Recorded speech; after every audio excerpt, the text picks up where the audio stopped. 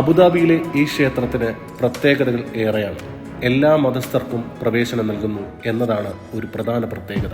Pink മണൽക്കല്ലും വെള്ള മാർബിളും ഉപയോഗിച്ചുള്ള ഈ ക്ഷേത്രം പൂർണ്ണമായും ഇന്ത്യൻ ശൈലിയിലാണ് നിർമ്മിച്ചിരിക്കുന്നത്.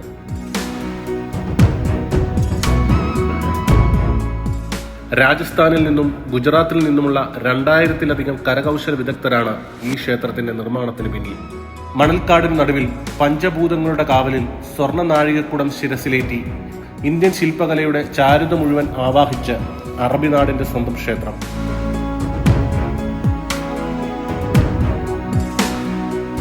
ഗൾഫ് രാജ്യങ്ങളിൽ ഇന്ത്യൻ ക്ഷേത്ര നിർമ്മാണ ശൈലിയിൽ പൂർത്തിയാക്കിയ ആദ്യ ഹിന്ദു ക്ഷേത്രം ഫെബ്രുവരി 14 ലോകത്തിനു മുമ്പിൽ നട തുറക്കുന്നു.